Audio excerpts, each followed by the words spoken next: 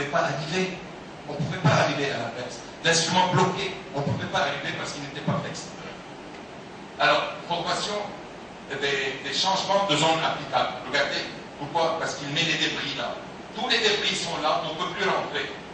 On ne peut plus, complètement, on ne peut plus rentrer. Il y a des débris, on met des débris au niveau de l'apex et on ne peut plus arriver à l'apex. Et c'est ça le problème de cet instrument. Alors, vous avez tous ces problèmes, que je ne vais pas énumérer, avec les instruments endodontiques manuels. Et le plus grand problème, c'est que c'est des instruments qui sont pas coniques. Ils sont coniques à 2%, et je vais vous expliquer ça veut dire quoi. Alors, ces instruments-là, ils sont coniques à 2%. Alors, la seringue d'irrigation ne peut pas rentrer dans le canal. Vous ne pouvez pas rentrer. Puisque la seringue, elle est cylindrique, elle est beaucoup plus large que l'instrument. D'accord?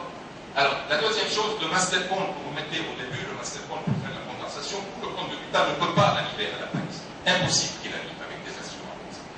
Alors, les pointes de butin et les pointes de papier n'arrivent jamais à la zone applicable.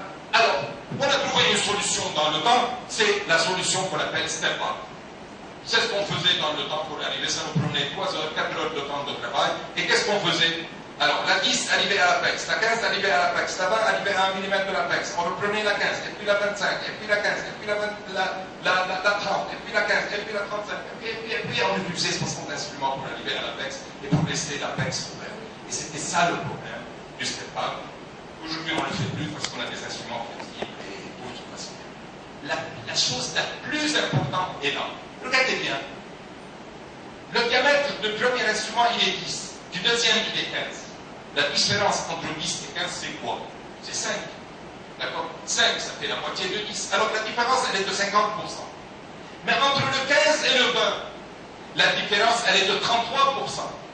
Et entre le 20 et le 25, la différence, elle est de 25. Et les autres, de 20, de 17, de 14%. Mais monsieur, réfléchissez bien. C'est-à-dire, entre le 10 et le 15, c'est impossible qu'il passe le 15. Et c'est impossible qu'il passe le 25. Alors, si on commence par un instrument de 40, c'est mieux que de commencer par un instrument de 10. C'est très simple.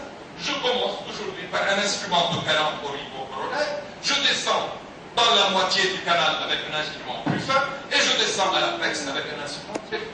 C'est très simple. Alors, qu'est-ce qui arrive? Si je commence par le 40, je continue par le 35, qui va descendre un peu plus et plus facilement parce que la différence n'est pas énorme. Vous me comprenez? Très bien, on continue. Logiquement. Nickel titane, j'ai encore un peu de temps. Elle me donne du temps, la présidente. Quel bonheur de la voir comme présidente, c'est ça. Ok, ton mari est là encore. Allez.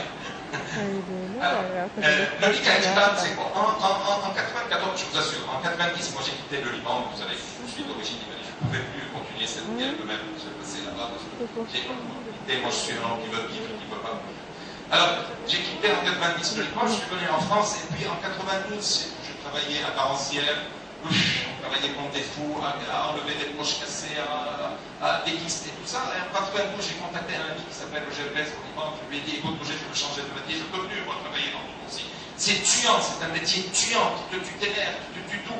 Parce que l'endodontie, si tu ne la fais pas bien, et puis tu es endodontiste, c'est tuant en fait.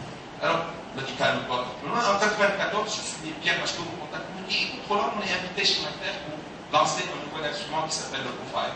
Tu viens avec moi? Je dis, bah, viens avec moi. Qu'est-ce qu'on a? On va passer 3 jours là-bas. Et on est invité chez ma terre. On a passé 3 jours là-bas à nous parler de nickel titane, des propriétés physiques, chimiques de nickel titane. Après, ils nous ont emmené des gens, des physiciens, des chimiques, je ne sais pas quoi. Après 3 jours, ils nous demandent, vous êtes bien, vous avez tout compris? Je dis, monsieur, j'ai rien compris.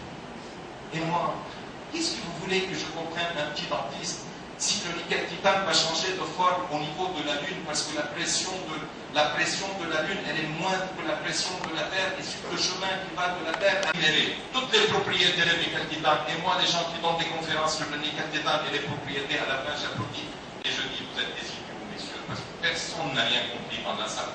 On ne veut pas ça. Le nickel titane, c'est un instrument qui est flexible, qui arrive à l'apex, c'est ce que je veux, moi, en endodontiste. Plus que ça, je ne veux plus rien. Merci beaucoup.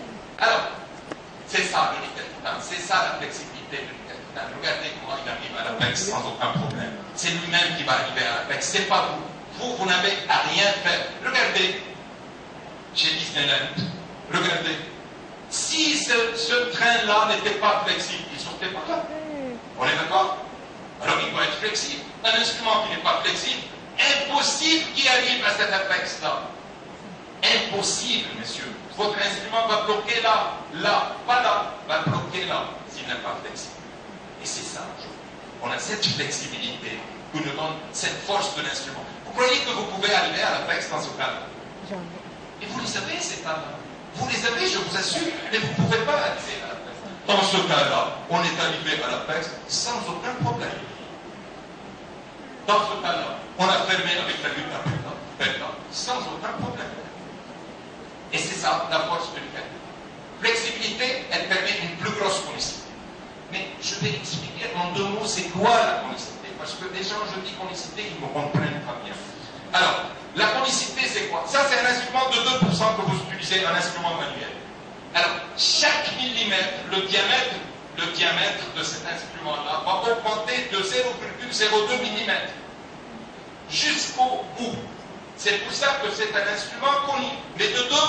Pourquoi? Parce que le diamètre augmente de 0,02. C'est simple. Alors, si je prends un instrument de 4%, le diamètre va augmenter de 4 mm, de 0,04. Un 6%, le diamètre à peu près 1 mm, il va augmenter de 0,06. Un 8%, il va augmenter de 0,08. Alors, regardez la différence. Ça, c'est un instrument manuel de 20. À 1 mm de 20, il est à 22. Par contre, ça, c'est un 4%. À 1 mm du 20, il est à 24. Le 6%, à 1 mm du 20, il est à 26. Et le 8%, à 1 mm du 20, regardez, ça c'est un diamètre du 20, et après 1 mm, il est à 28. Alors, c'est quoi ces instruments-là? À la fin de la partie coupante, regardez le diamètre, un instrument de 10% est de 52, et un instrument de 8% est de 140. Alors, c'est un instrument qui a pris la place de 10 instruments, de 20 instruments. Pourquoi? Parce qu'il est très large au niveau coronaire, et il est très fin au niveau appliqué. C'est très simple. Avantage de la conicité, meilleure pénétration de l'aiguille d'irrigation, parce que sans cette conicité-là, l'aiguille d'irrigation n'arrive pas à la pénétration. D'accord? Et regardez cet avantage-là. Obturation tridimensionnelle, parce que si vous ne fermez pas ce canal latéral et ce canal latéral, et cet arc latéral qui est là, vous n'avez rien fait dans ce canal latéral. Il faut fermer les canaux latéraux. Il faut faire une condensation, monsieur.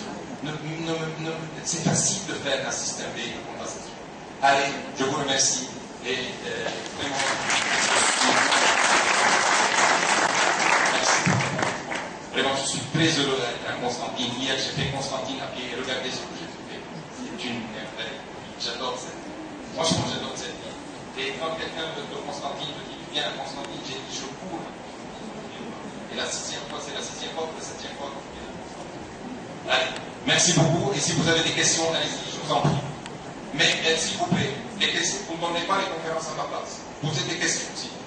Parce que là, c'est ce que j'ai trouvé ce matin, c'est qu'après le conférencier, on donne une conférence. Je ne comprends pas. Allez. Merci Roland pour cette excellente présentation.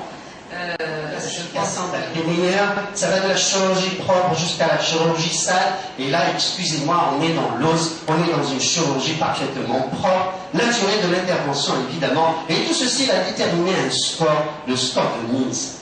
Nous voyons aussi, quand on cherche bien, que l'implantologie est une chirurgie, que l'infection du site opératoire est très probable. Donc, il y a une classification du risque et on est vraiment proche d'un certain nombre de chirurgies, je dirais, de haute voltige. Donc, mesurez bien ce que vous faites et prenez le temps de réfléchir à la sepsie et de bien dessiner votre cabinet dentaire. Si vous êtes sur le point de le lancer, réfléchissez, consultez les gens.